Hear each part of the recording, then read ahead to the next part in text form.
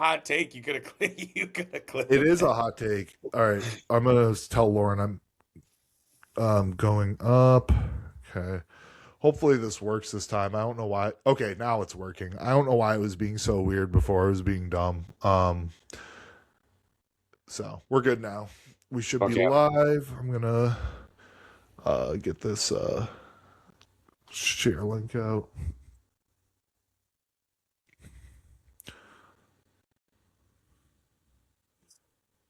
Okay. We're live on YouTube right now. Yes, live on YouTube.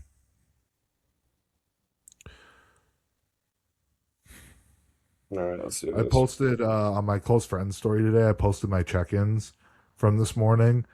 That took a lot out of me. I was like, like, don't get me wrong, like, they don't look like horrible, but I was just like, man, I can't wait to get like 4 weeks into this cycle and actually like be full and round again. Just fucking, ugh. I got to clean up for a few more weeks, and then Alex told me after I get through show season here, then we're gonna bring a few things back in, dude. I miss EQ so much. Yeah, this is my first time running EQ, so Favorite. I'm Me not and Devo running. talk about it, dude. It's our favorite. It's our test EQ and growth hormone is by far my favorite, like Yeah, simplistic stack that I've ever yeah, ran. And I'm like you, where I aromatize like quick, and yeah. that shit kept me at bay the whole time. And I What had ratio are you running or have we run? did what we did. I think we did like 600, 700 tests, and then we did I think 400 EQ, Oh, so and then you're a high aromatizer, like a high aromatizer. A oh lot of yeah. people's estrogen would be crushed running that I close mean, to one to we one. got labs pulled at the very end, and I think my E2 was like 27, 28, and I felt, Yeah, if dude, you that was feel fine on that, that's fine. like I felt Yeah, fine. The only thing that was noticeable was when we got to like week 20. I mean, so this is where like I struggled with it. Like, I was like, is it the EQ or is it the fact that like I've been just getting strong as fuck for 20 yeah. weeks? Like, just my Joints are starting to joints. hurt. Dude, just by Yeah, the end, like, I mean, dude, I was up on with good. I mean, so Alex has really helped me, like, just kind of like humble myself on a lot of movement patterns and really just yeah, slow down and really engage. And one thing that, even though it's not in my division, I really have always just wanted bigger legs. So, like, I'm really hammering the pendulum. But, dude, I mean, I went from like 2.5 plates on that, like at the start of Blast, with like a little bit of bounce at the bottom, so a little bit of ego to finishing with like 3.5 with a 10 and a 5 for like a set of 9 with like astagrass pausing in perfect form. And by the end, I was like, man, my joints are kind of killing me. And I'm like, I think it just comes from like pin fatigue and the fact that I was just like, I was constantly trying to like push my notebook. Like, even though I yeah. preached like the control and the strength, like I was like, I need to get stronger. Like, I'm a skinny guy, Yeah, what you could get do strong. this time is you could just like, so you said 700 test 400 EQ. You could just I'll be drop. honest. I think we're just gonna run a higher test and leave Yeah, the yeah, that's what I was gonna say. Or you could run the same ratio and do like 150 NPP or something like that too. Would which probably is help with something joints a I lot. have always wanted to play with. I've never Yeah, I done a think it's something to try. Like, I think it's something to try. Everybody is so anti 19 nandrolone. or yeah. And I just think I think it has a place for sure, especially like you get to the end of a push, you're getting really strong, the joints are getting a little bit achy. You know, that's the time to do it, right? But yeah, no, this is the first time I've ran EQ. I was gonna do test and master on like I always have, but I was just like, I kind of want to because I'm not going to do a lot of androgen load. Like, so for people watching, I'll be straight up. I'll tell you what I'm running. I'm going to run 500 tests, 200 EQ. Yeah. That's why I'm running on a cycle. I'm running no GH, probably no insulin, just because there's not really a point if I'm not going to run GH. And I mean, there's it. Okay, you can use insulin without GH. You can. I just don't see a point because I'm also not going to push my body weight super high. My goal is to not get heavier than 260. Yeah. Um, What do you weigh right now? so I'm like I was 239 this morning. Okay, so So you are gonna make a push. yeah. Oh yeah. I'm gonna let my dude. I my body wants to be like 250 plus. Like it's I was gonna really say hard for me to get you're a under big human. 240. You're Yeah. a big human. It was a struggle, dude, to get under 240. I have been now I had some diet breaks within there, but I have Yeah. been dieting for like off and on since November. And my food right now, my training day is like 3,100 calories and my off day is like 2,700. I'm doing 30 minutes of cardio lists 4 times a week, 2 sessions of hit twice a week, and 10 to 12K steps a day. So, at 6'3", like that's a lot of activity. Like even Yeah, in it's a prep, the ton. highest my cardio ever got was like 25, 30 minutes. So I'm a pretty high food person too. My food gets pretty high because I'm such a big person. So that's low for me. It's really hard for me to get under 240. Like honestly, I start getting under 245 and I start feeling it within my training, especially if I'm not on androgens, which I wasn't, right? I've been on TRT the Damn. last 20 weeks. So anyway, suffice to say, very moderate, or sorry, not even moderate. Like we're running baby doses going into this. Is going to be Yeah, I was gonna 500 say if tests, you're under a 200 gram, EQ. Yeah, 500 tests, 200 EQ. That's literally it. that's nothing. But I've never ran it before, so I'm interested to see what it's going to do for my estrogen because I also hadn't ran Primo before until the last cycle I did, and Primo helped a ton control my estrogen. Masteron doesn't Yeah. do fuck all for my estrogen, and honestly, I see this with a lot of clients too. There's the rare client that Masteron gives them that good SERM like effect, but it's rare. Most people I've had clients like Tyler, who's in prep right now. I was telling you when we were talking off stream the other day, his first growth phase with me, he ran like 350 tests, and then like the rest of it was master on, and he couldn't handle more tests than that. His cycle after that, we got his test up to like 950 with like uh I think like maybe it was like 300 megs of EQ or something like that. So Jesus. I'm gonna be excited to see what it does for me because I'm a very heavy aromatizer, like very, very heavy. Like I have to use 12 and a half milligrams of aromacin on TRT twice a week That's pretty. Yeah, that's to crazy. control my estrogen. That's how high of an aromatizer I am. So I'm excited to see what it's gonna do. I was gonna, dude. I personally just love the pumps that I had off EQ. Like I don't know. I don't know. Like again, so I've always ran super low dosages just because like I personally find that I run into side effects like pretty quick, like or at least I have, or at Yeah. least things that I've just noticed that make me uncomfortable right out the gates that I'm like, eh. EQ and test is the first time I've ever ran like a full 20-week plus cycle where the whole time I was like, I feel great. My pumps are awesome. My energy is fantastic. Um, and the one nice thing too is like this probably sounds stupid. I have like taken low dosages of Masteron and Primo.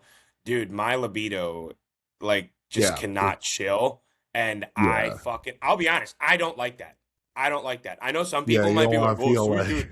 I'm like, "Dude, no, like I don't I don't need to be fucking horny all the time." I like I don't you're DHT sensitive. I mean, that makes sense with hair Dude, too as well, dude, right? dude. Right? So that's the crazy thing is like because I've talked to some people about that and they're like, "Oh, well if you run DHTs, it's not going to affect the scalp, like it's just total androgen load." And Yeah. I'm I like, mean, "Okay." but dude, So look I'm at the like, I anecdotal fucking evidence dude, of it. so Like, that's my thing is like everyone says that, but I'm like every time I have ever ran a DHT, dude, my hair thins like fucking that. My yeah, libido skyrockets through the roof, and I'm like, I don't like that. Like I like if I'm on blast, I just want to get the physical benefits of the blast. Like I just want to notice it in my training. you Like if want to there's have a one good area libido, but you don't want to be like yeah, ravenous. You dude, and if know? you're on and since I've been on TRT at 23, 24, I mean at like 150 MIGs, dude, the moment I implemented that, like it was fine for me because I crushed my shit when I was 22. So like Yeah, that's always been fine for me, but I always just like something that really just improves my training performance. That's the main thing I'm looking to get yeah, out of like a good blast and EQ just gave me, dude, I felt lean, I felt fucking I felt like every single week I was just as tight as I was the week prior, while I was gaining like a pound and a half, 2.5 pounds like Yeah. every other week. And again, my numbers and strength went through the roof. Sucks you're not Yeah. going to pair it with growth hormone because I think that's a crazy combo. But Yeah, at the same time, I just I think it's a totally good get it. decision. As far as looking at the cost benefit, like knowing, you know, without getting too far into it, like the reason I had to take the health phase, like Yeah. Yeah. potentially, that's an access through which that could have occurred. Again, guys, I'm Hmm. good now. Like I've had scans stuff. I'm great now. I just don't want it to go back, and that's an Yeah. access through with which those side effects can occur. Hmm. And I just don't want to play with it right now. If I get my follow ups in August after the cycle, and everything's good, that will be the next step. Is be like, okay, now I'm going to Yeah. run maybe just a small bit more androgens, and now I'm going to add growth hormone back in. And Yeah. anyway, what's up, guys? What's up, Dawson, Kyle? Um, hello, Serena. Yeah, so I fucking love growth hormone. It's my favorite PED. My It's favorite the PED. So it fucking King of sucks that I Kings. can't You run should it. ask Dawson about it, dude. The kid's gaining like 2 pounds a week on a higher dosage of growth hormone. And I respond really, really well to growth hormone too, which makes me really Yeah. sad. The most growth hormone I ever ran, and I have clients who run way more than this, so I'm just gonna be straight up, but the most growth hormone I ever ran was the cycle I did prior to when I came off. I ran 6 units, and literally, dude, my physique was just like fucking changing like weekly at that I was point. gonna say, yeah. I remember when Alex brought mine from 4 to 8, and like I'd Yeah. always heard Nick and Zach talk about like the growth hormone hands and all like the fun side effects. And I was like, yeah, growth hormone doesn't really do that to me. And like 5 days in on eight Wait till units, you I was actually take enough. yeah, bro. I was up like 6.5 pounds, and Alex was like, "What the fuck?" And then, dude, I had to like prop a pillow under my arms most nights and lay a certain way because I'd wake up like 2 to 3 times a night because my Yeah. hands were just fucking numb and my arms were numb, like Yeah, just gone. guys, seriously, if I would recommend, like, when you first start taking growth hormone, it's a really good idea, whatever source you're using, to send stuff off for testing yourself, because a lot of people will fake it, make buku bucks. There's a lot of popular sites that a lot of people go to. I'm just saying I would do it, but that aside, if the first time you take more than like 4 or 5 units of growth hormone, if you don't get some kind of carpal tunnel, at least for a couple days, like things like that, I would seriously get your growth Probably hormone bunk. tested, because it's probably fucking bunk. Yeah. The first time I ran 4 units, I was telling you off stream again the other day, my wife was having to like grab my hands and like stretch them because I was getting such bad carpal tunnel that we were laying on the couch watching TV, and my hands would literally seize up and I would like be in physical pain. So Yeah. yeah, but no, I'm sad that I'm not gonna run the GH, because it is my favorite PED by far. My clients know this as well. Kind of like, some of my previous mentors and coaches didn't leverage it as much, so that was something that in the last couple of years here I've really changed with how I approach things with my clients. Like, honestly, if I can keep androgen lower and push growth Yeah. hormone higher sooner, I see better outcomes with physiques. I see better outcomes with progress with clients A for a hundred sure. percent.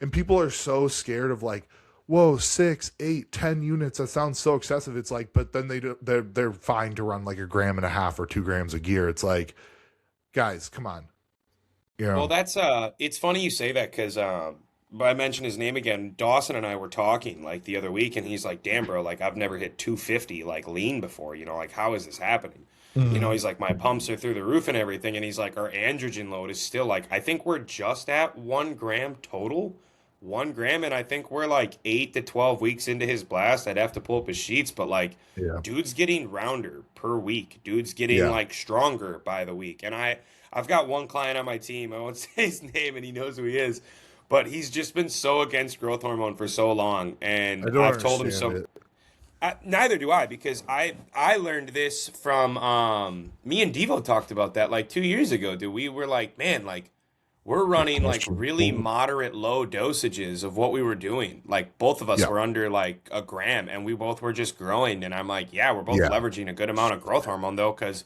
we finally got a source that we could get it for like a reasonable price and we knew it was legit. Yeah. But I tell people all the time, like that's like I had someone ask me at a Q&A a month ago, what is like the biggest shift you've made in your stance on PEDs? And I'm like, don't get me wrong, I'm not afraid to push with like clients. Like if a client tells me they want to go Yeah. get like a pro card and we're going to have an honest conversation of like what might be required, and I think you and I both kind of understand after the first Yeah. year with food and androgens like what the timeline's probably going to look like, right? Yeah. And so I'm not afraid to run it if they want to go there. But at the same time, I do think you are missing out on a leverage tool to keep a lot of health markers in check and put less overall stress on your body by running less total androgens and leveraging a higher dosage of growth hormone. Like I've Yeah. seen guys blow up on 1.5 grams of gear and 8 to 10 units compared to guys that are running 2.5, 3. And I'm like, that's where things I mean, I maybe I shouldn't say that, but I think that's when we're starting to play with things where labs are going to come back and probably not look the shiniest, you Yeah. know? Yeah, and I mean, there's a time and place to push it too. Like I was having this conversation with I won't say his name, but some people will know who he is. He's a pro around here, and he's very modest with like seriously, like he did a pro show recently on like 500 or 600 milligrams open pro of like Really? total androgen load. Yeah, and I mean, he obviously it's not probably not what he's done his whole career. Very close friend of mine. And we were just having the conversation because, like, based on like where he plays in his pro show, he knows like what he's gonna have to do if he wants to, be competitive as a pro. Now that he's a pro, and he's just like not sure if he really wants to do that. That's totally okay. But I think Yeah. we have to be realistic about what it's actually going to take if somebody wants to do that. And those androgen loads are going to get up there. However, if we can leverage growth hormone a lot and then potentially insulin along with that, some other things too, bringing other vectors through which to create progress, that androgen load can stay a bit lower. Now, does that mean that you're going to go pro as an open bodybuilder and compete on a gram of gear?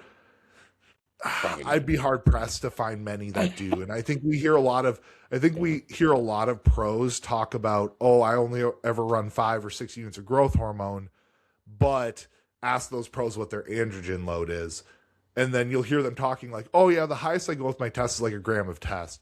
That's a gram of test. That's not the other compounds in their contest Yeah. prep stack. Now you add the master onto it, the trend to it, you add the orals to it, the Anavar, the Winstrol. All of a sudden, these guys' prep stacks are 2.5 grams, maybe even 3. And a big part of the reason why they're having to go there as far to keep the muscle tissue on in prep, to build the muscle tissue in the off season, I think is because there's such this fear around leveraging growth hormone and what that's going to do to like organs, things like that. Guys, you have to remember, androgens grow your heart too. Androgens grow, the same organ systems and create the same like potential, especially mainly we're talking about the heart with bodybuilders, right? So let's just say that that heart growth that can happen through androgens as well. So growth hormone is easily the safer route to go if we're going to leverage something, I was in gonna a say very too, dude. aggressive Yeah. manner. I think if you're trying to be an open bodybuilder and you're running 4 units of growth hormone or 5 units of growth hormone in your off season, you're trying to be a competitive open bodybuilder, you are just pissing your money away. Like honestly, so hot No, take, I know. hot take for the day. No, and I mean, I think people forget too, like the overall cardiovascular like strain that you're putting on your body when you're running some of these PEDs. I'm like, dude, like Yep. we talk about it all the time. Like one of my non-negotiables for my enhanced guys is I'm like, hey man, I need a blood pressure reading like Yeah. at least bare minimum like 1 or 2 times a week. I need you to Well, check that a guys get couple pissed times. at me because they're like they're okay with their blood pressure being 125 or 127. I'm like, no, I want to see that shit under 120. They're okay. Maybe at the end of off season, if you're a big open bodybuilder, yeah, maybe it gets to like mid 120s. But dude, if we're seeing like 130s and stuff like that, That's where I'm ending an off season for somebody, because I'm like, if we can't be consistently under 130 at this point, we need to take some time off of drugs. We need to reset the system here. Um, and also, I'm not afraid to be with guys, be very straight with guys today. I'm like, you need to get to the doctor and get these shits prescribed. I'm sorry, but I have seen it now with multiple clients. These Indian generic blood pressure meds are not dosed properly. I'm telling you, I've seen it with multiple clients who are getting Indian telmisartan, Indian nebivolol, and their blood pressure is like doing weird shit. And then all of a sudden they go to the doctor, finally talk to the doctor. Guys, doctors will prescribe you blood pressure meds. They don't give a fuck. Like, they literally make money by prescribing you blood pressure meds.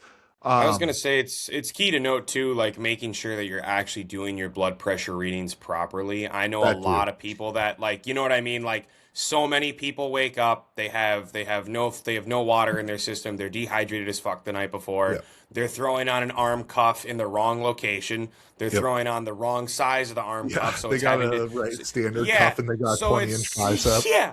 Cause like I remember one time a kid messaged me and he was like, "Hey bro, I went to the doctors and like my blood pressure reading was like 125 over like 73, but then when I did it at home I was at like a 147 over 98." And I'm like, Yeah. "Dude, that's you're probably fucking that up." And now Yeah. and now you saw that number and now you're tweaking yourself out. But I mean, I always tell guys like cardio in the off season, non-negotiable. Just keep that in check, right?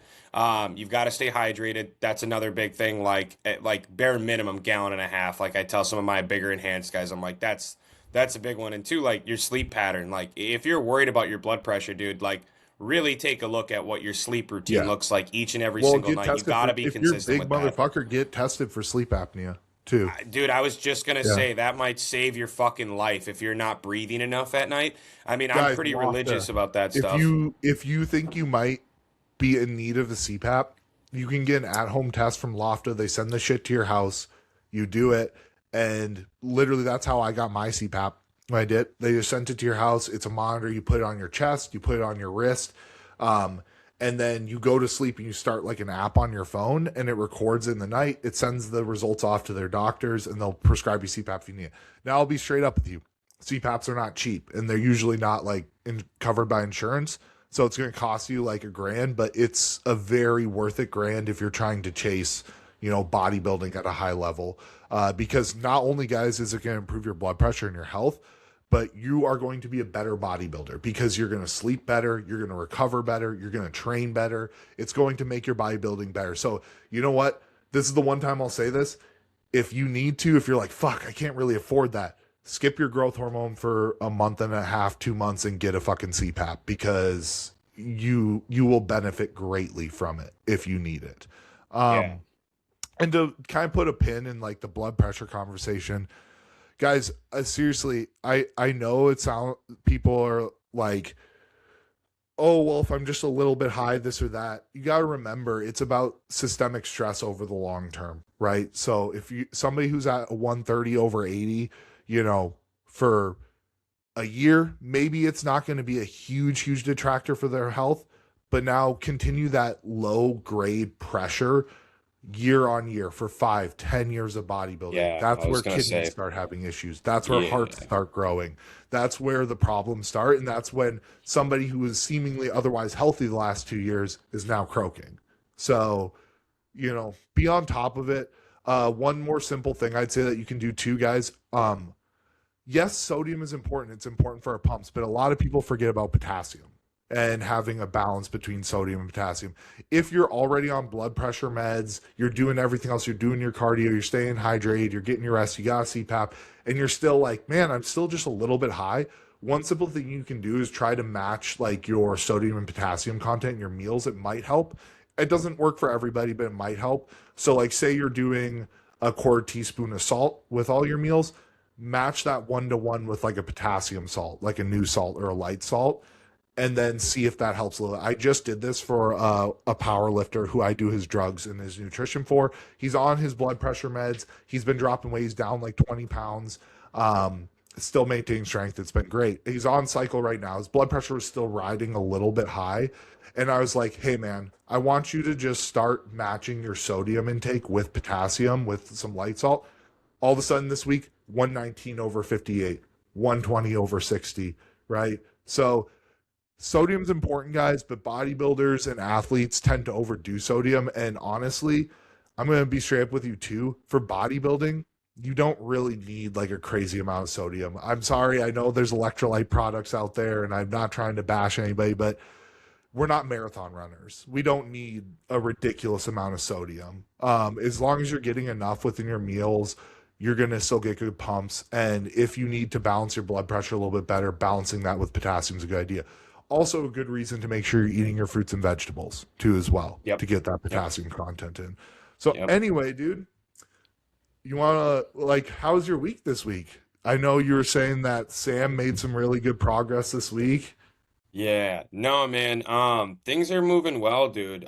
Finally put pen to paper on that contract, so Yeah. officially rocking the logo and everything. So Yeah. I'm saying it on here. Awesome. We're supposed to probably keep it a little bit quieter until we make the post when I get out there in Texas, but I'm just too excited to not share it. So Yeah. put pen to paper on that this week. So just getting Lance implemented in that. Hefner of Lacey Strong Coaching. So you heard Yeah, it here man. first, guys. Lance is Yeah. officially a part of Lacey Pruitt's coaching team.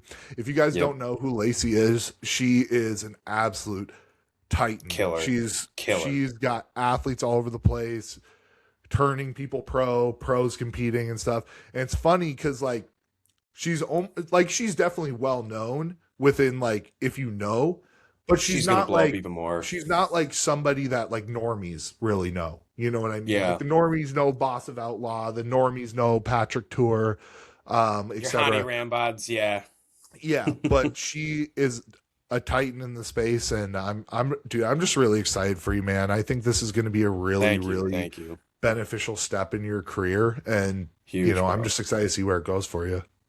Yeah, no, man. I mean, we had our second team call this week, bro, and like her and I were just kind of going back and forth, and we were going over our Google Sheets and kind of bouncing ideas off of each other and talking about, what we want this team to look like in the next like 2 to 3 years. And man, I'm so excited and I'm so honored to be working under her already, man. She's just so smart.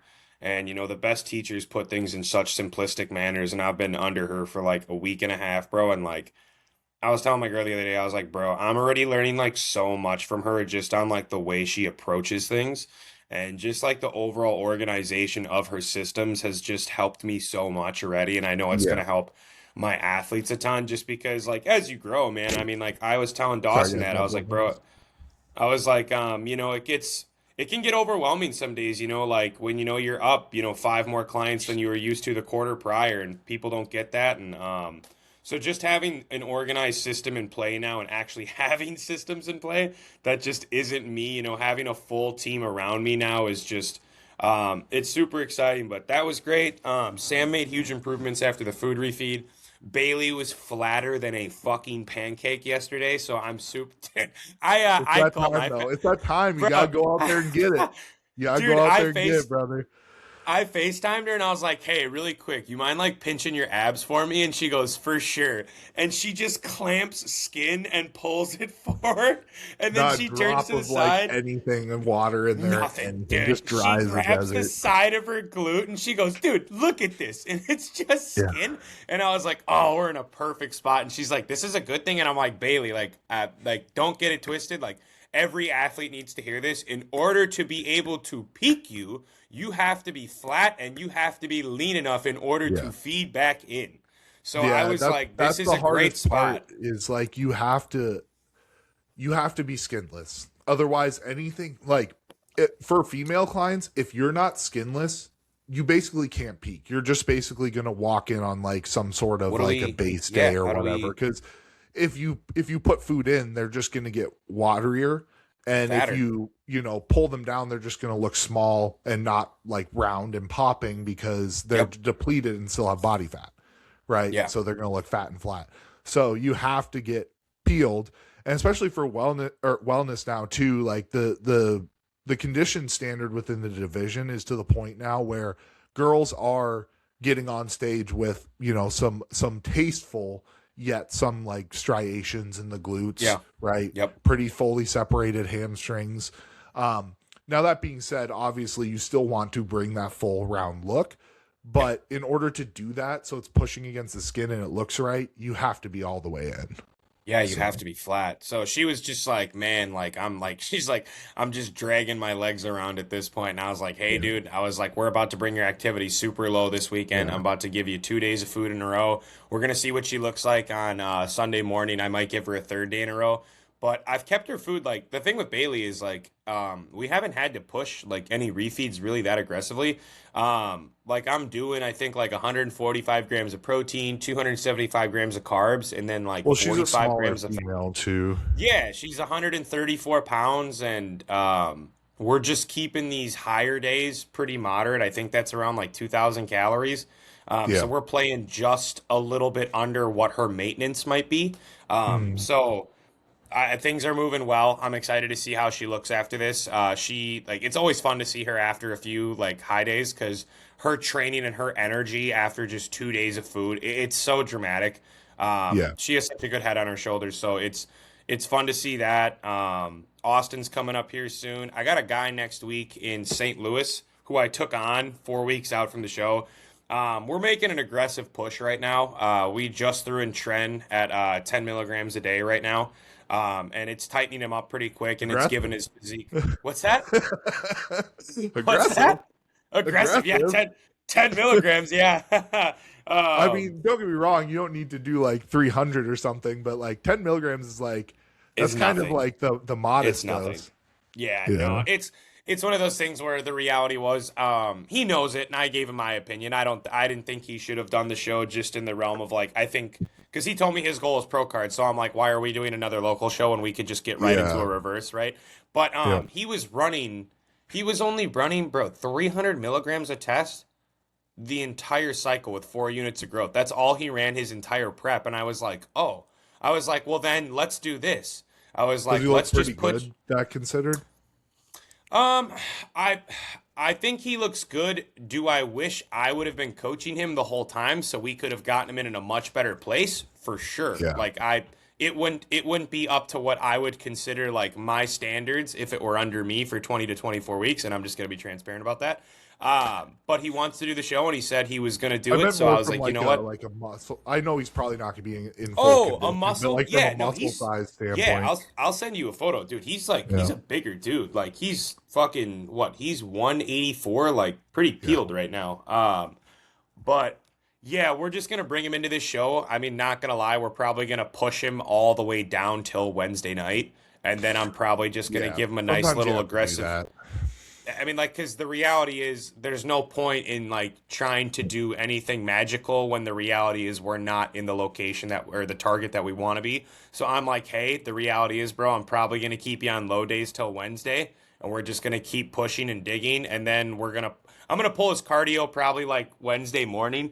Yeah, I Um, think it's a good idea. Just like give yeah. him at least a couple days to reduce some Yep. fatigue a little bit. I want Thursday and Friday for him to just sit on his ass, eat a bunch of food, and just relax. And we're just gonna throw some food at him and see if it sticks nice. But yeah, we're gonna do that in St. Louis this weekend, so hopefully that goes well. But I'm just really excited for his reverse because we have in 500 milligrams of mast, 300 milligrams of test. We just threw in some clan like 2 weeks ago because he just got some on hand, so he's just been on 80 micrograms of that a day right now. And then as soon as he comes out of his show, we'll pull that down as well.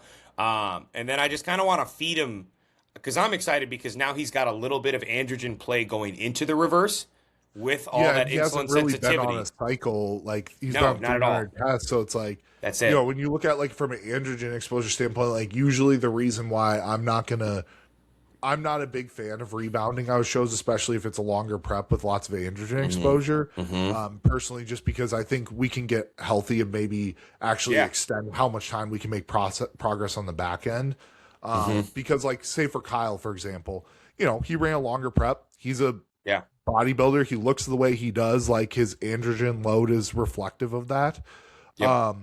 But because we pulled right down into health phase, like we pulled labs a week and a half ago and they were good. We're getting just a couple follow-ups to make sure a couple things pulled back into range, which I'm sure that they did at this point. Because it was just like liver enzymes were still a little bit elevated, but obviously like orals and stuff like that, it takes That's usually gonna for the do that. liver to fully like recover from that, it's going to take like 8 to 12 weeks. Yep. So I just want to make sure that, but they were almost back down into where they needed to be. So I just wanted to make sure those are good. But otherwise his blood work's good. So we're starting his off season next week, and it's only been like That's just super under 7 exciting. weeks.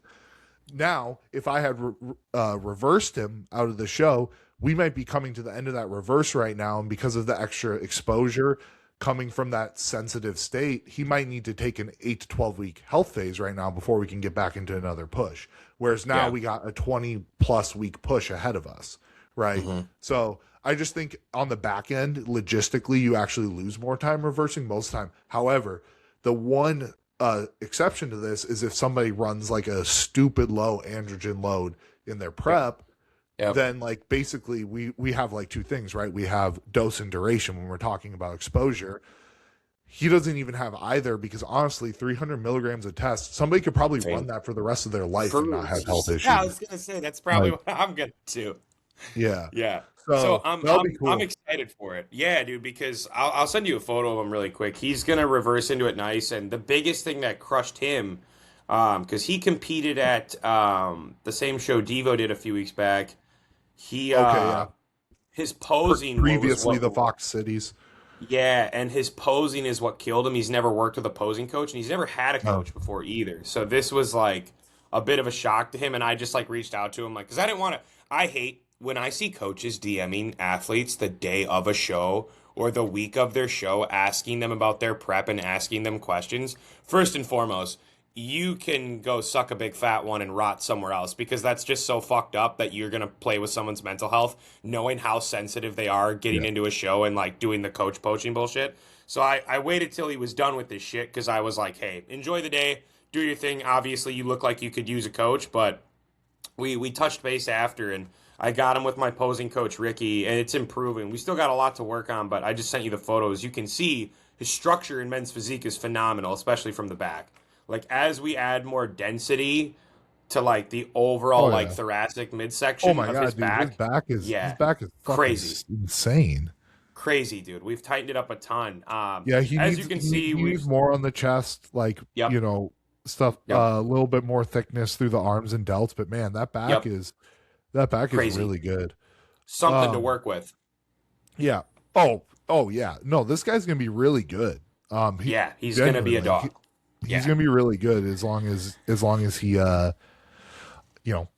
does all the right things and listens, and He lives the lifestyle too, dude. He's about it, dude. He's on the road like 4 days a week for travel, and that dude's just wheeling around a Yeti cooler everywhere he goes with his Yeah. meals.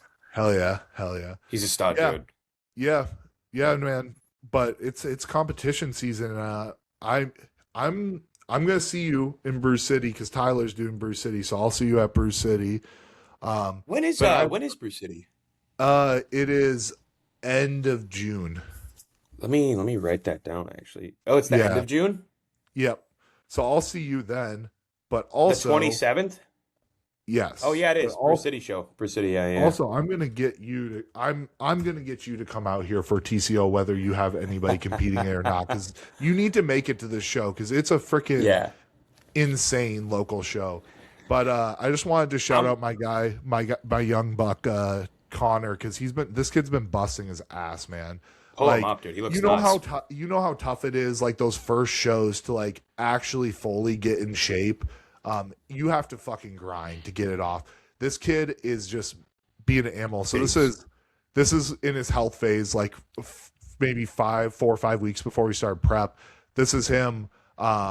Not this week, but a week and a half ago. So this was like 12 weeks out exactly Yeah. of TCO. So, and he's 21. He's going to be a middleweight, probably, very likely. But yeah, this kid is busting his ass. He's already at like 40 minutes of cardio, like 12K steps. We've been doing dig days for like 2 weeks at this point of like 2,200 calories.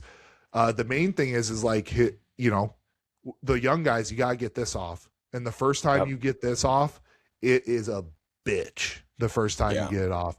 The only people who actually do are the people who start prep with enough time. and also are willing to do what it takes. And he did both of those things. So we're in a good spot. As you can see, he's already got some baby glute lines starting to peek through and stuff. So just got to keep moving it. But man, I'm excited for him.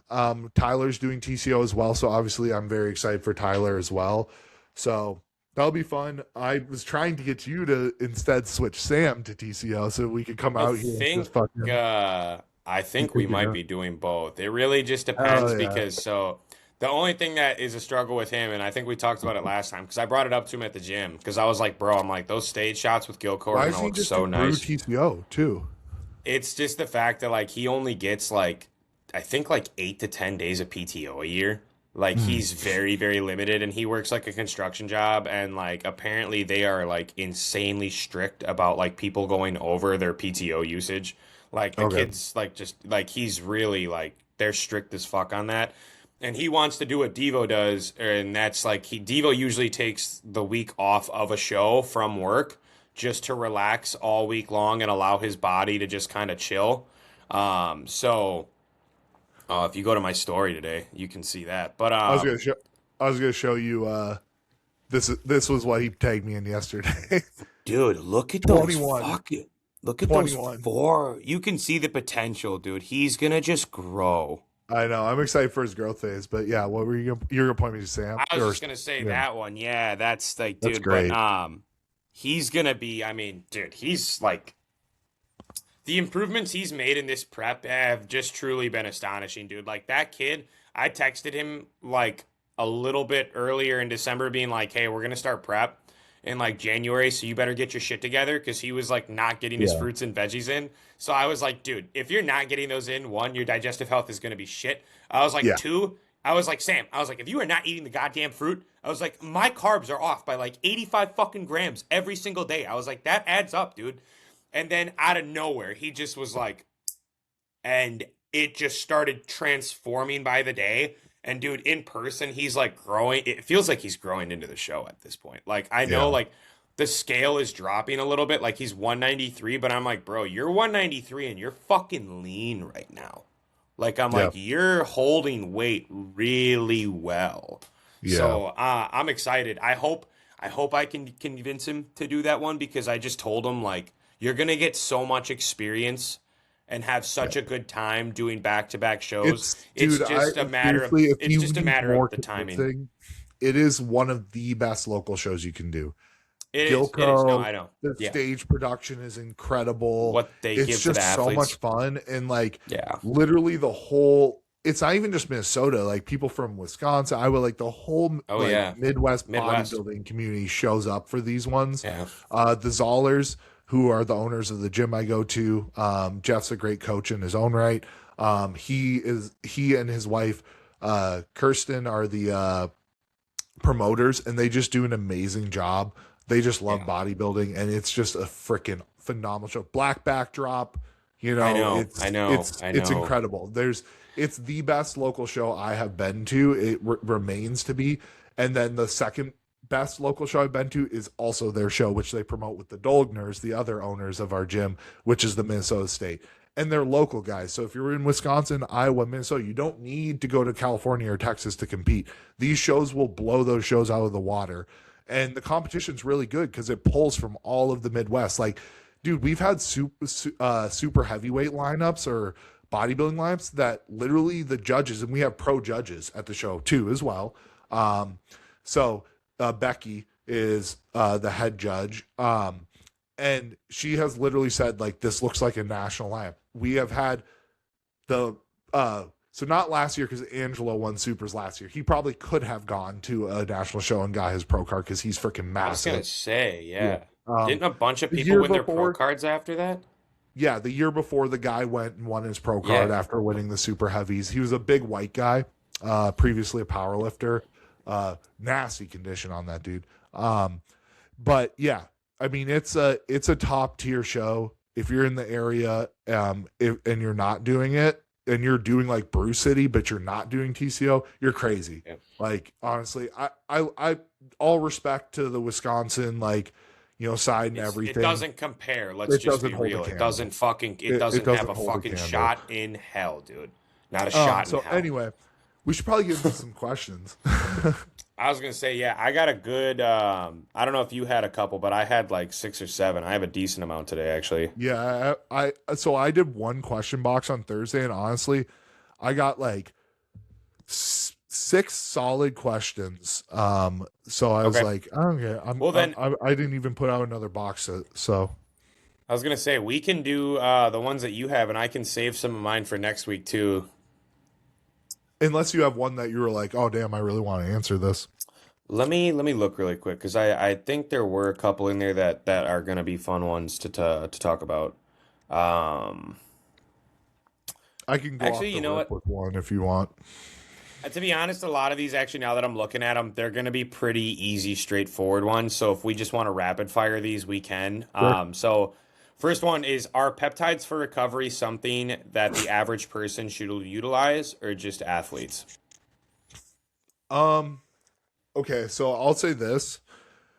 I don't think there's a problem with doing it. I think that you should also look at what you're actually doing effectively within your habits first.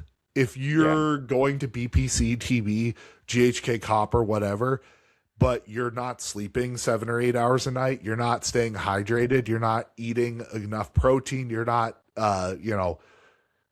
even maybe getting some body work done, I would say is a better use of your money. I like peptides. I personally, a lot of my athletes know that I don't really use them a ton. Like yeah, maybe in prep, we might, if somebody has the funds for it, we might use some mitochondria stuff. Maybe in the off season, maybe we'll use some mitochondria stuff like SS31. It's more of like a repair, like building, mitochondrial efficiency type stuff. Maybe we'll use some BPC TB if we get some niggles and you have all those other things in line. But I'm not a huge peptide pusher. I just think that honestly, peptides don't hold a candle to anabolics, growth not a hormone, chance. like Yeah, so all those things. Your best recovery peptide is growth hormone.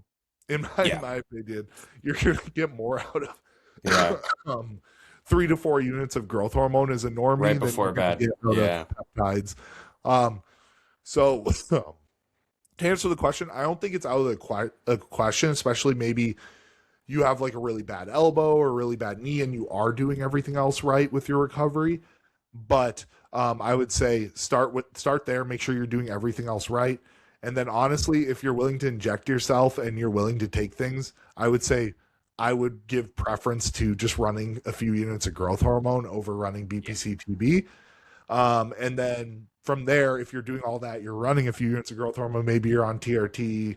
Then at that point you could explore it if it's kind of last rock to turn over.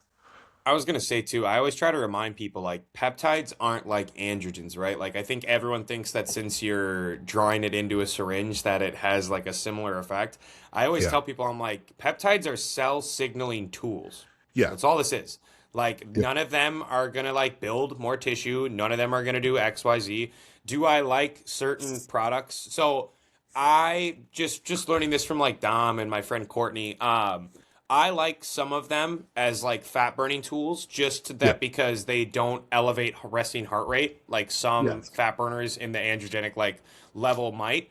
So I've seen great effect with like in a cut, something like that. If you're gonna run like a 5 amino Q or a slew with like a lower dose of Clen, they can Yeah, actually and pair that's the really well context in together. which I use them. Yeah, yeah, right. So I to answer, like, I guess, yeah, like you said, you can get way more out of, for recovery purposes, you could leverage 3 to 4 units of growth hormone before bed every night to just allow for a greater deep sleep and hit REM maybe at an easier efficiency than you Yeah. will out of anything else. Well, and it So, also promotes collagen recovery and like collagen yeah, synthesis as well too. So yeah, King of but Kings.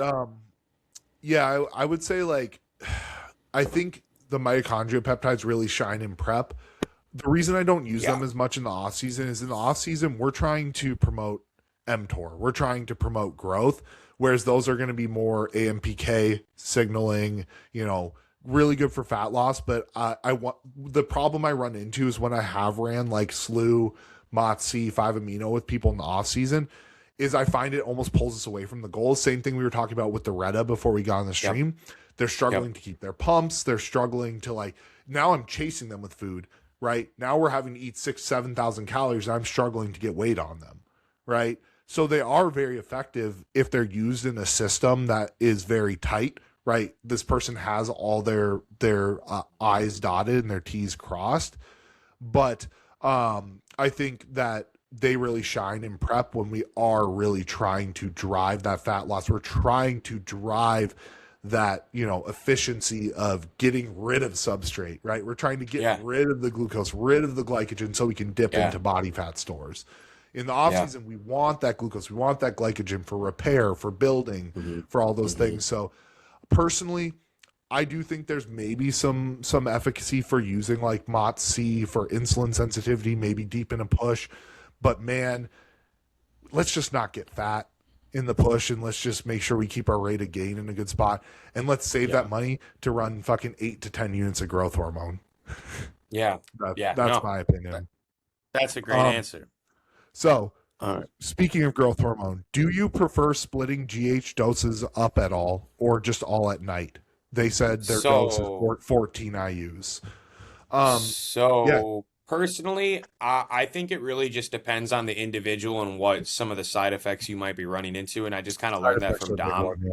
Yeah, so like if you're someone that like if your sleep, right? So say you're taking 14 units and your sleep is now being interrupted multiple times throughout the night because things keep going numb and the carpal tunnel side effects are so bad where now your sleep is being impacted negatively. It can also give you reverse hypoglycemia too. So like obviously growth hormone creates hyperglycemia, right?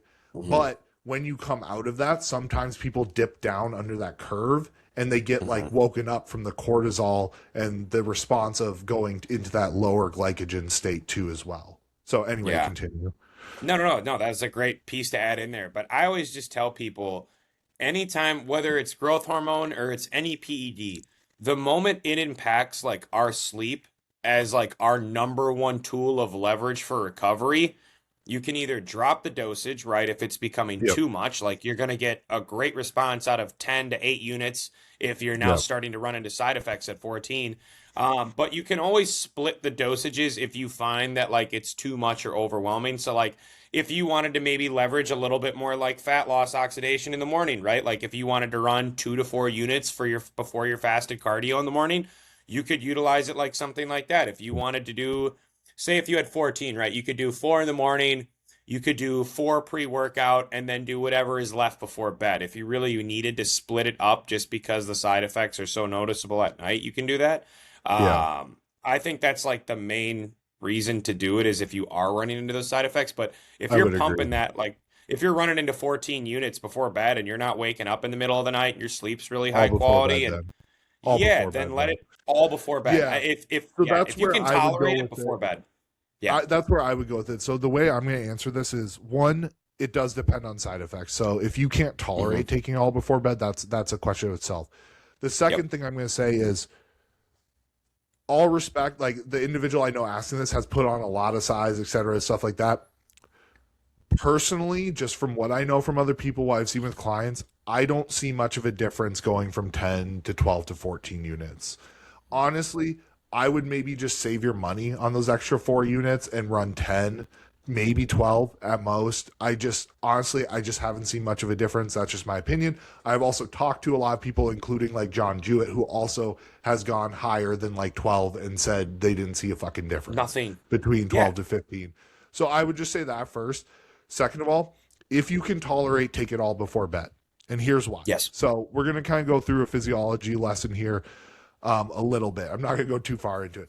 But growth hormone does 2 things that are important. One, it creates the environment for growth. How does it do that? It makes substrate available. That's why it's such a good fat loss tool, because it makes glucose and fatty acids available, but shifts us more towards utilizing those fatty acids, right? So that's why it's effective in a fasted state as a fat loss tool. The second part of it is through JAK-STAT, at the muscle, at the liver, it's going to increase IGF-1 expression, right? So when you're taking your growth hormone during the day, it's doing that first part. It's making substrate available, right? This is why we see increased blood glucose. This is why we see increase of insulin resistance. My biggest issue with taking growth hormone during the day is now if we're eating a shitload of food, which I know this person is, they are a high food person. You're eating a shitload of food. Uh, Maybe you're taking insulin as well. We are creating a very insulin resistant state throughout the yeah. day all the time. Yep. So if you can tolerate it, I would take it all before bed. Mhm. Um, that's just my opinion. Now, No, people I will go, agree. well, but I want the IGF-1 during the day. Growth hormone, yes. When IGF-1 is expressed, typically it lasts like very short in the system, right? However, it also can bind to proteins that extend that target life so it can get to the target tissues and stuff. And I'm the name of the one is escaping me, but there are some that do extend even up to 36 hours in the system, 24 to Mhm. 36 hours. So realistically, when we look at the area under the curve of the effective growth hormone, taking it all at night, bolus dose, splitting it throughout the day, there isn't much of a difference. So, number one, the total dose is the most important thing. So, honestly, whether you're taking it all night, taking it in the morning, blah, blah, blah, the total dose is still the most important thing. If we're talking from an off-season standpoint of keeping it productive and keeping people growing, keeping people insulin sensitive, especially taking something like 14 units, if you can tolerate it, I would take it all before bed. Yeah. Yeah. No, So, I completely agree. yeah. Cool. Cool. I think we pretty much knocked that one out of the park. So do you have one that you want to rip to? I can give another. Let's see here. So I had someone ask, is there any ceiling you have in place for cardio during prep, or is it just whatever it takes? And I'm just gonna say whatever it takes. It's whatever it takes. Now, do Yeah. I love having to give someone an hour and a half of cardio? No. Fuck no. I would like to avoid it if I can. But at the end of the day, if you're already in prep and you're 6 weeks out, what option do you have? Your Yeah. option is to You're do it or there. to show up fat. Like, Yep. especially if we're And already like cleanse already up at 80 micrograms, sometimes people will go higher than that, yep. even so cleanse maxed out, you know, people will sometimes leverage like high T3 doses. I don't like doing that. I treat T3 like replacement. I don't go outside Hmm. physiological norms because that's fucking really dangerous for people's hearts. Yep.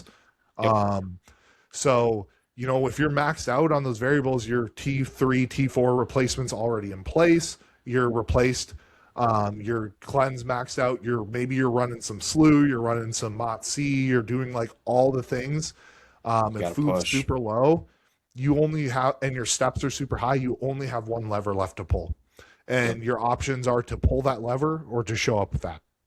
And that's I was that's gonna really what say it is. too, that's why if for anyone who's gonna watch this, take your fucking off season serious, dude. Like that in itself is probably one of the best tools you can utilize to make sure that prep isn't just an absolute living nightmare.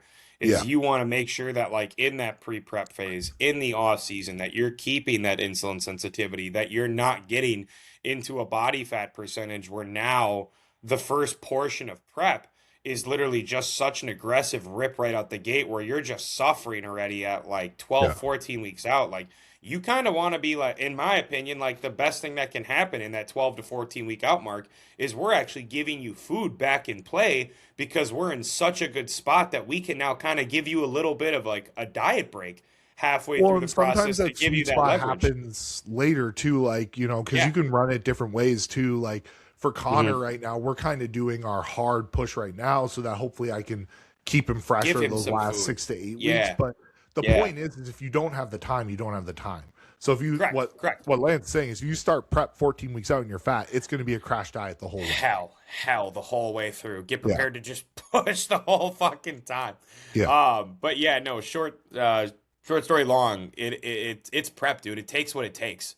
The Yeah. reality is no one gives a rat's fucking ass how you came conditioned. The answer is, did you come conditioned? And I get Exactly. so annoyed with this trend online right now. I'm not going to go into a too big of a rant, but this No, shit where fucking do it people because it pisses me off well, too. it I it literally said irritates the something fuck about out the of other me, dude. day. We act like this shit is like a health It's an sport, extreme and like, sport. It's extreme. It's yeah, extreme. it's an If extreme sport. it takes what it takes. Do you want to get on stage and do you want to look good or do you want to look like a fucking pile of boiled milk, dude? Like you're about to Yeah, go on stage and expose your physique with a fucking spray tan and a G-string on. At least look fucking good doing it, bro. And Yeah. this idea of like, you hear guys like, I always get annoyed because I had an athlete bring this up to me and I almost fucking popped off like a month ago. He was like, well, I saw Martin Fitzwater didn't have to do any cardio throughout prep. I was like, bitch, Are you're you not Martin Martin. Fitzwater? You're Are you not Martin fucking Fitzwater? Martin. I Yeah. hate that. I hate when athletes talk about other athletes in the space and what they had to do. And I'm like, dude, stay in your own fucking lane. You are Yeah. you. You are not them. Like I'm some all for people I'm have all to do for two cardio. empathy. I'm all for doing it as safely as we can do it. But the reality is like Some people got to push, bro. you don't get into bodybuilding because you It's want to safe. be the healthiest motherfucker around, especially if you're an enhanced No. bodybuilder. Like you're already kind of throwing that out the window when you get into enhanced bodybuilding because no matter how safe and how careful you are, you will not be healthier than the version of you that does all this but doesn't take drugs. Like Correct. just straight up. You're Correct. not. Yeah. Like you're not. Even if you optimize everything, like people try to act like you can have your cake and eat it too in bodybuilding. Even Good natural luck. bodybuilding. Like I have a lot of natural females, and like even I tell them, I'm like, you know, like there's aspects of this, like when we're dieting, things like that. This is not a natural resting state that's like good for your health. Like I can show them on their lab work, and I've showed them on the lab work. I'm like, you know why your testosterone is bottom of the barrel, why we pulled your labs at the right time. Your progesterone should be like in good ratio with everything else. It's not. You know why? It's because your body's starving right now. And your body's like, I'm not giving you a regular ovulatory cycle right now. Fuck that. You can't even provide for yourself. Right. Yeah. So again, like, I'm all for doing this safer. My athletes know I'm very careful with things. Yeah. I will go out on my shield on this. I have improved a lot of people's health who have come to me from other places. You can ask any of my enhanced male clients, almost all of them, I have in some way improved their health. That being said, are they healthier than if they didn't take PEDs and do aggressive things, bodybuilding? No. No. It's not a health sport. That's not No. they're not. You don't get a freaking organ scan before you get on stage or something and Dude. win if you're the healthiest, best looking person. Like you don't.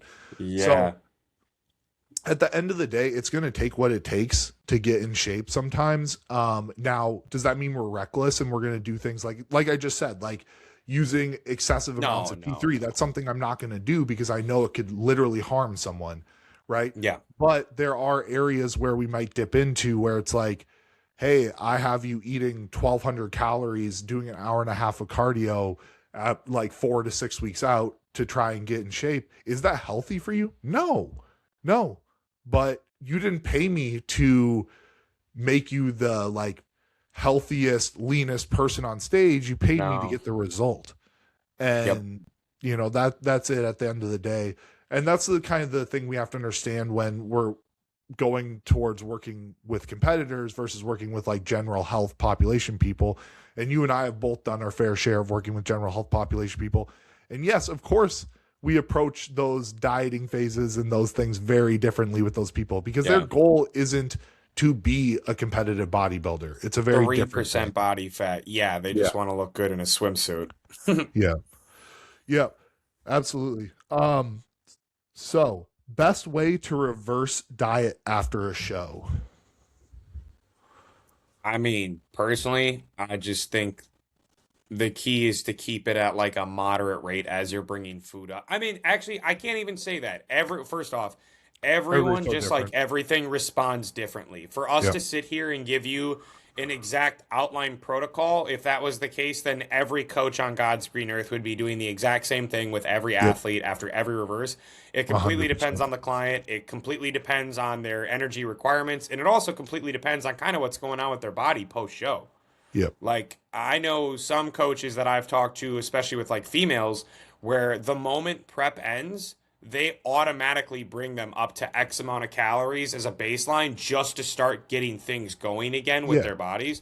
And I know some people that are like, I won't do that. We're just going to slowly bring it up by like 250, 300 calories every like week, every 2 weeks, depending on how their body composition and their overall feedback reacts. But there's a lot of we ways to can't skin give you. cat. Yeah, we can't give you like an exact protocol outline because if we did, that would just be foolish of us to say.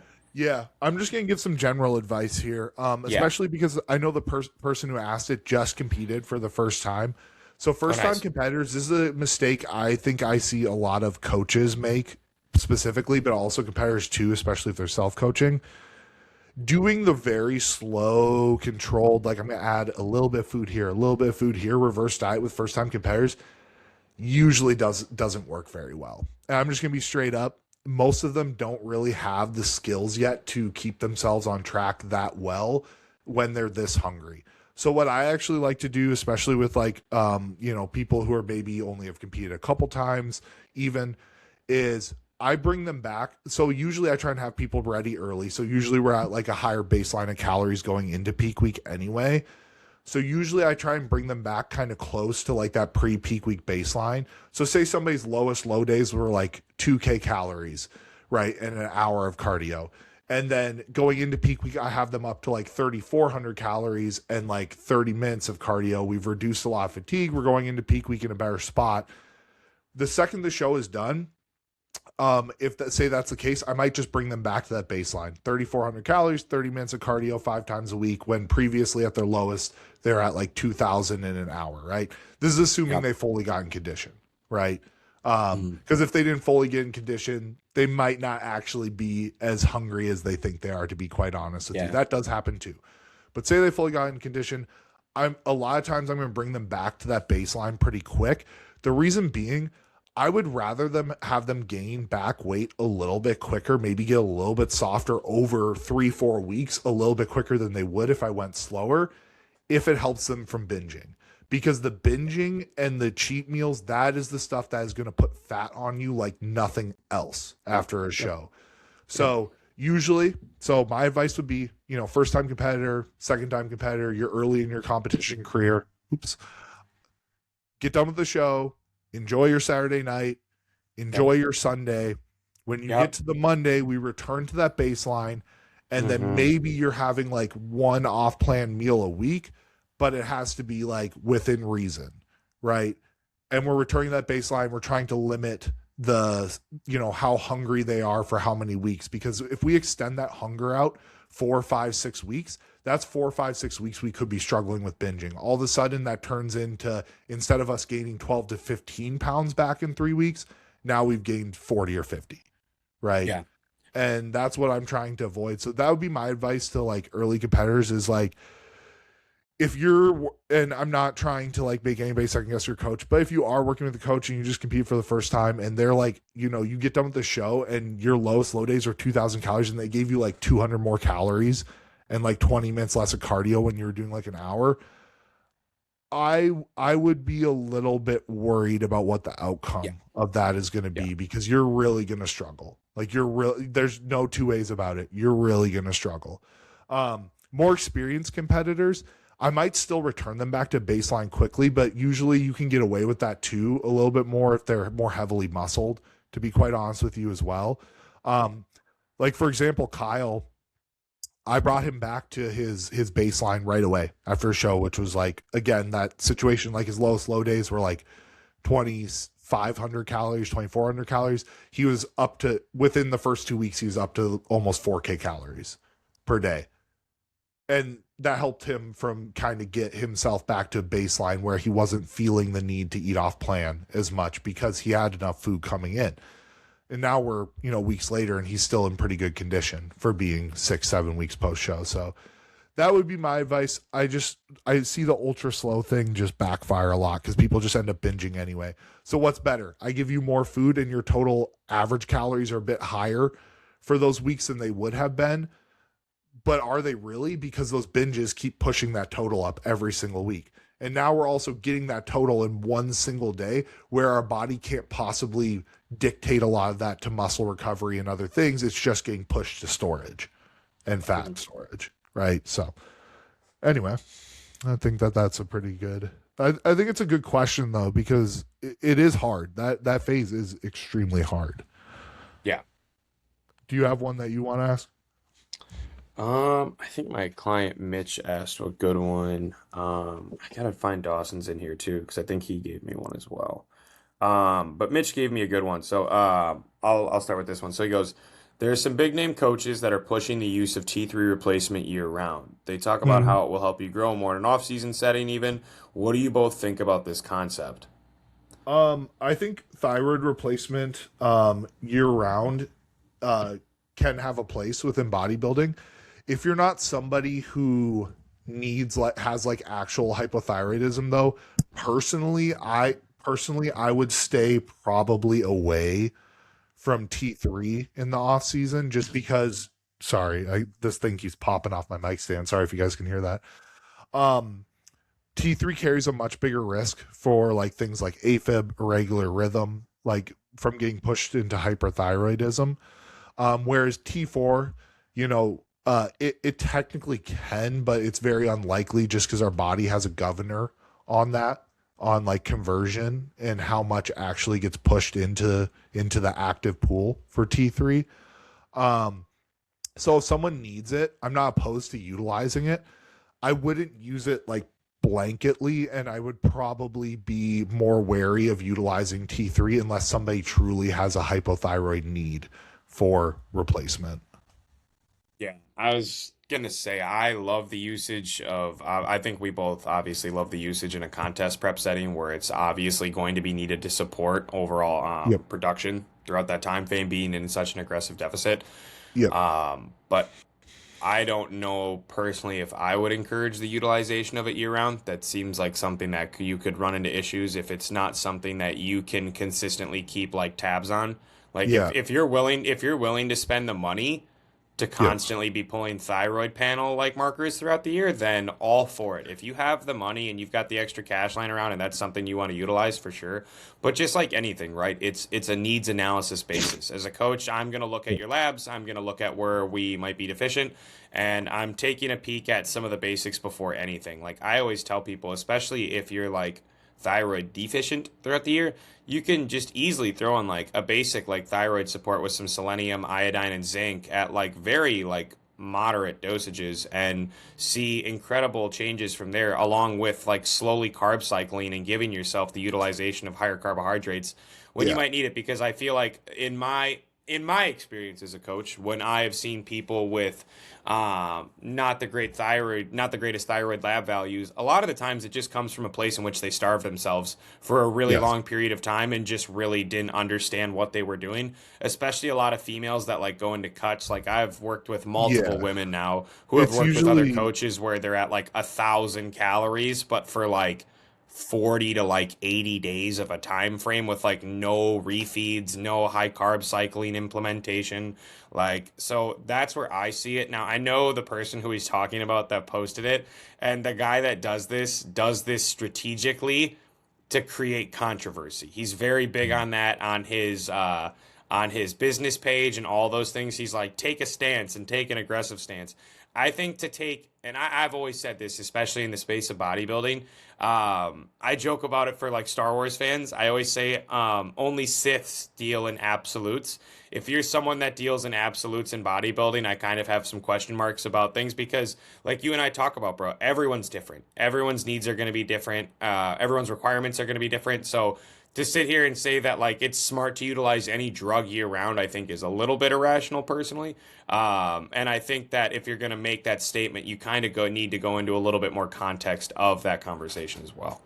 I'm wondering if the person it doesn't need to necessarily be like a one or something, but under two is usually where, from a clinical standpoint, like in the literature, we see the improvements in like mental health, the improvements in lipid panels, things like that, and actually being cardioprotective. However, when we're going into hyperthyroid state, this now becomes actually the opposite of cardioprotective because it's upregulating um, our cardiovascular, like our it's upregulating our heart. Essentially, it can increase heart rate, can make us more predisposed to regular rhythms, people going into AFib. So personally, if I see somebody who's consistently hypothyroid, they're consistently low from a free T3 standpoint, their TSH is consistently elevated, well over a two, like 2.5 up to three, even 3.5, sometimes higher. And we're doing all the right things. We're managing their stress. They have enough food available. We're supplementing with all the things, selenium, zinc, iodine. and they're still struggling with that, then, and they're using a good amount of growth hormone too. This is something that a lot of people don't realize about growth hormone, is that it actually increases T4 to T3 conversion. So sometimes it lowers that pool of available T4. Then maybe that's a situation in which we bring in T4 as replacement, but it's very, very rare. Actually, I'm not even gonna say rare because I don't do it. I haven't done it. Yeah. That I'm going to bring in T3 unless somebody has like Hashimoto's hypothyroidism, like actual bona fide autoimmune hypothyroidism. So personally, I think there is a time and place for it, but I don't think it's something that we should just be blanketing and doing with everybody. No, Um, there's a lot of context. that's my opinion on it. Personally, I have a lot of guys who are not most of my guys are not on T4 replacement or anything like that, and they're making great progress, staying very lean. Yeah. You know, I don't see a need to try to fix everything with a drug, because when we look at actual bodybuilding too, we look back years and the results people were able to achieve. People weren't doing these things then, and they were still able to put amazing physiques on stage. So it's just not something that I think we need to do with every single person all the time.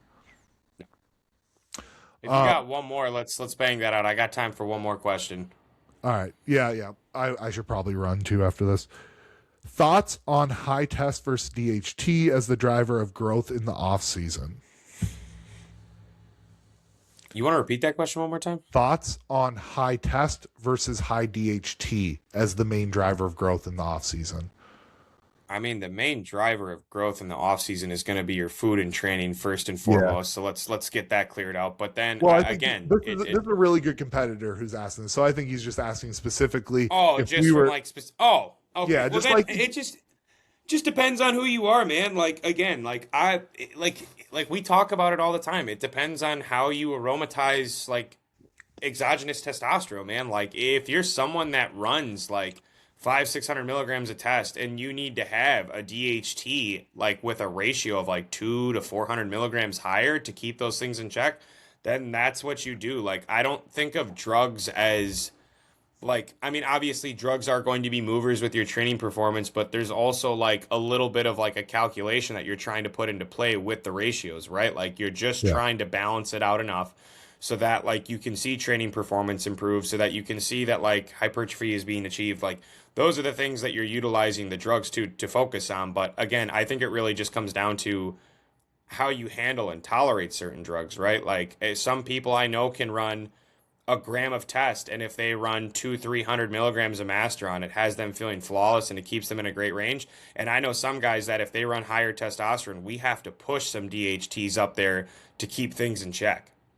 yeah. I guess what I would say to this end is, generally, if I can, like, say somebody's goal is open bodybuilding or like high level classic physique, whatever it is, I would like to get the testosterone dosage up if we can. Yeah. But the means through which we do that are going to be very different with people. So, like, if I want to push testosterone dosage up, some people are going to need a lot higher ratio of a DHT compound to testosterone in order to get up there. That being said, if we're just going to say like, what I prefer, I mean, I think that from what I've seen with my clients, when we're able to increase that testosterone dosage, people tend to grow more. So if Yeah. somebody has to run a gram of Masteron and 200 tests, honestly, I'm probably going to push that person towards a compound that's going to limit some of that aromatization. Then I'd probably be more likely to push that person towards like a EQ or Primobolan, something that's going to be a little bit more potent for lowering estrogen, so that we can then push that testosterone dose up further. Are there cases where there's people out there who do run super low test and a lot of DHT and they look great? Yeah. But it just, general run of the mill person, I see physiques change a lot more when we can find a way to increase that testosterone. So I don't mean you need to run a gram of test. I just mean like, if you can only tolerate TRT tests and then the rest of your stack design is driven through like DHT, I just haven't seen the best results from it with clients. I'm just gonna be honest. That's just my experience. I get it. I've read the literature. I know milligrams for milligram, blah blah blah. I know. just in my experience, like if somebody's running such low testosterone and the rest of it's DHT, I literally have clients who have done that again, like Tyler, who did that and then did the exact opposite, and he made the most progress he ever had with running a higher testosterone dosage and using EQ rather than using Masteron. So I was that's gonna just say, from yeah, personal that's experience. I just prefer to try and get testosterone up if we can. yeah, no, I mean, dude, that's what we're doing with Dawson right now. We just worked testosterone into a spot where we got into what I thought was like Yeah. a higher spot for him. And then the moment we got the EQ and the mast or the EQ and the Primo in a good spot, I mean, which they're both at like 200 or less. I think his EQ is like 100. I mean, like he's just growing like a weed with that and the high GH. I mean, like you said, that's what I did with my client Mitch in the off season because he's an open guy and he's like 200 and I think we got to like 270 something in the off season at the end of it. And I mean, like that's what we did for him. I think we got his test to like, well, actually, I probably shouldn't say that because he's a teacher. But we got it up to a pretty good ratio and we didn't have to push I'm THDs going too to aggressively. I have to piss super bad. Oh, you're good. You're good. Do your thing, brother. Yeah. We can wrap it up there, anyways. Yeah, we'll wrap it up there. Stay on for a second. I'm going to go piss and come back. All right, guys, You're good. that's it for us today. We will see you next week. I will post the recording from this if anybody didn't catch the whole thing. I will be posting the recording today. I'll get it up today. Just wait till if you just got here, CJ, just wait till I post the actual YouTube video because you won't have to skip through like the first minutes and whatever. But thank you guys for tuning in. We had a lot of concurrent viewers like the whole time, which is pretty cool. I'm really grateful that you guys are all tuning in for this because this is something me and Lance are super passionate about and we want to definitely keep going. So, all right. Any closing thoughts, Lance? No, I appreciate everyone for listening, and hopefully you guys are getting a nice chunk of like free value out of this. I feel like we're just spitballing absolutely. just free Q&As every week. Yeah, it's fun. All right, guys. Have a great rest of your day. We'll catch you soon.